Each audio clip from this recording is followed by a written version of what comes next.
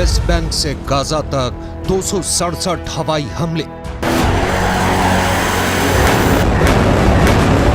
क्या हमास से लड़ते लड़ते इजरायली सेना और नेतन्याहू सरकार हाँफने लगी है? आखिर ऐसी क्या वजह है कि सीज फायर खत्म होते ही इजरायली सेना को वेस्ट बैंक से लेकर उत्तरी गाजा तक 267 हवाई हमले करने पड़े हैं? दावा तो यहाँ तक किया गया है कि उत्तरी गाजा, दक्षिणी गाजा और वेस्ट बैंक में इजरायली सेना उन इलाकों पर ताबड़तोड़ हमले कर रही है जिनकी पहचान 7 दिन के सीज फायर के दौरान की गई थी। कुछ दावों के मुताबिक इजराइल ने दूसरे चरण के युद्ध में शुरू के पहले 3 घंटे में 34 से ज्यादा फिलिस्तीनियों को मार डाला है, जिनमें बच्चे और महिलाएं भी शामिल हैं। इजराइल के भीषण हमलों के बीच एक सवाल फिर उठ रहा है कि क्या हमास ने सीज फायर की आड़ में इजराइल को बुरी तरह से फंसा दिया है?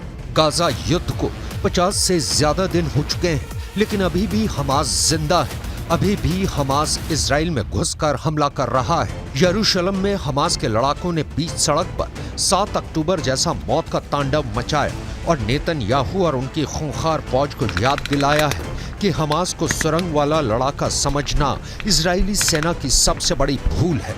हमास सिर्फ सुरंग से ही नहीं बल्कि सड़क से सीधे इजराइल में घुसकर हमला कर सकता है और हमास ने यही यरूशलेम में कर दिखाया है। हमास इजराइल को जंग में थका रहा है और यही उसकी युद्ध नीति है। بخير وهي تتحكم وتسيطر على الوضع القتالي في الميدان وتدك العدو وتجمعاته على مدار الساعة وفقا لخططها الدفاعية المعدة بإحكام قبل أن يبدأ هذا العدوان। वेस्ट बैंक में खूनी गदर, 1500 एकड़ जमीन पर कब्जा।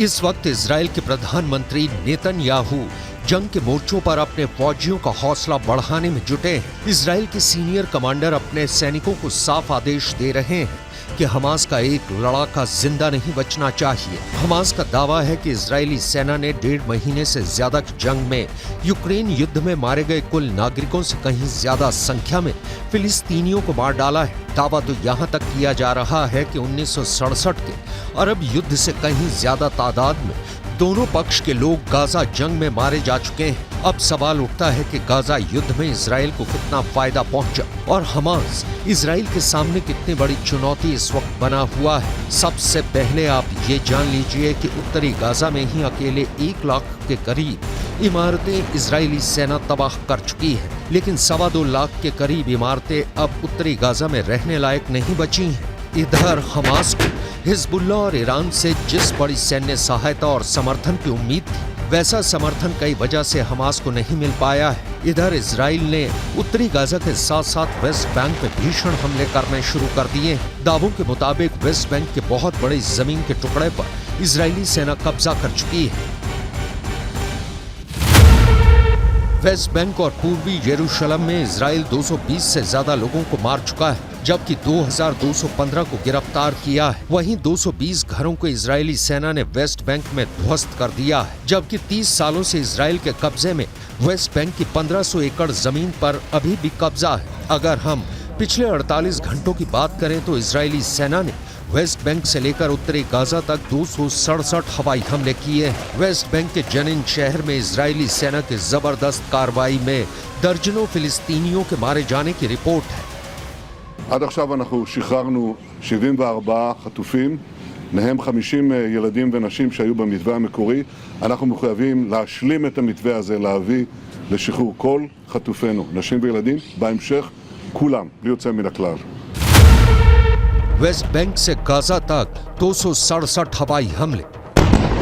भले ही हमास इजरायली सेना को उत्तरी गाजा और वेस्ट बैंक और दक्षिणी गाजा में टक्कर देने की कोशिश कर रहा हो, लेकिन हमास के 70 से ज्यादा कमांडर मारे जाने से हमास का पूरा वॉर प्लान बर्बाद होकर रह गया। हमास को जरा भी उम्मीद नहीं थी। 50 दिन से ज्यादा की भीषण जंग में अब इजरायली सेना की 401वीं ब्रिगेड ने दक्षिणी गाजा में हमास पर पूरी ताकत से दोबारा हमला किया है। इजरायली सेना का दावा है कि उसने हमास की ग्रैड वैली को पूरी तरह से तबाह और बर्बाद कर दिया है। दावा किया जा रहा है कि हमास की ग्रैड वैली में मौजूद हमास के कमांडर, लड़ाके, रॉकेट डिपो और हथियारों से भरा अस्पताल इजरायली सेना ने तबाह और बर्बाद कर दिया है। इजराइल के इस हमले में हमास के 150 से ज्यादा लड़ाके और सीनियर कमांडर मारे गए हैं।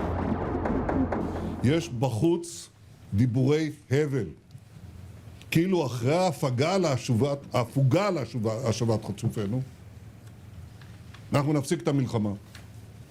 אז אני מבקש להבהיר, אנחנו במלחמה, ונמשיך במלחמה.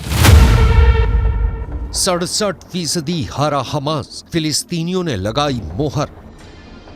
वैसे तो कतर, मिस्र और अमेरिका की मध्यस्थता से सीज फायर बंधकों के लिए संजीवनी साबित हुआ है, लेकिन हमास और उसका समर्थन करने वाले ईरान और हिजबुल्लाह के मुंह पर गाजा में हुए एक सर्वे ने जोरदार तमाचा मारा है। जरा देखिए, इजराइल पर हमले से ठीक पहले गाजा में हमास के खिलाफ फिलिस्तीनियों में कितना जबरदस्त गुस्सा था। फिलिस्तीनियों ने इस सर्वे में हमास के कमांडर्स और टॉप लीडरशिप के धज्जियां उड़ाई थी। एक अमेरिकी फिलिस्तीनी शोधकर्ता द्वारा बनाई गई एक रिपोर्ट में दावा किया गया है 7 अक्टूबर को इजराइल पर हमास के हमले से पहले गाजा के निवासी हमास को अपना दुश्मन मानते थे। Princeton school of public and international affairs के डीन अमनी जमाल का दावा, हमने अपने सर्वेक्षण में पाया है कि गाजा में 67% फिलिस्तीनियों को हमलों से ठीक पहले हमास पर बहुत कम या कोई भरोसा नहीं था। इस सर्वे के आधार पर तैयार रिपोर्ट में दावा किया गया है कि पूरा गाजा हमास का समर्थन करता है। ये कहना गलत होगा। हमास के खूनी हमलों के लिए गाजा के लोगों को जवाबदेह नहीं ठहराया जा सकता है। दावा किया गया है कि कुछ अरब देशों के कहने पर अरब बैरोमीटर के जरिए इस सर्वे को किया गया है। हमास और गाजा के निवासियों पर किए गए इस सर्वे को सितंबर 2023 के अंत से 6 अक्टूबर 2023 तक गाजा में किया गया था, जहां 399 लोगों से राय ली गई थी, जबकि वेस्ट बैंक में 790 लोगों पर सर्वे किया गया था और इस सर्वे को जर्नल फॉरेन अफेयर्स में प्रकाशित किया गया था।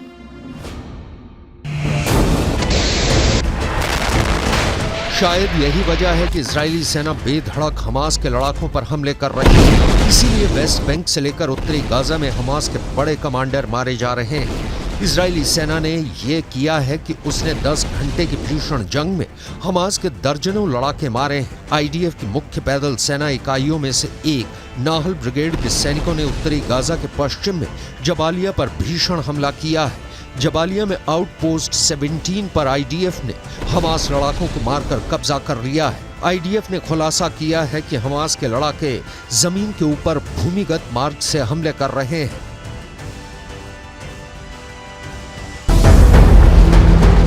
आईएसए और आईडीएफ की खुफिया जानकारी के आधार पर एक आईडीएफ फाइटर जेट ने सेंट्रल कैंप ब्रिगेड में हमास के एंटी टैंक मिसाइल यूनिट के प्रमुख इब्राहिम अबू मगसीब को मार डाला है। आईडीएफ के मुताबिक अबू मगसीब के मारे जाने से पहले इजरायली नागरिकों और आईडीएफ सैनिकों पर कई एंटी टैंक मिसाइल से हमला करने जा रहा था। इससे पहले हमास के एंटी टैंक मिसाइल के कमांडर मोहम्मद असर को आईडीएफ ने मार डाला था।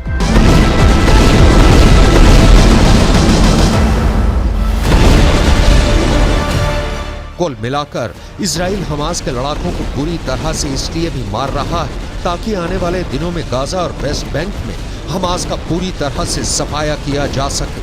अब देखना होगा इजराइल अपने व्यापक हमले कितने बड़े पैमाने पर अगले 48 घंटे में करता है।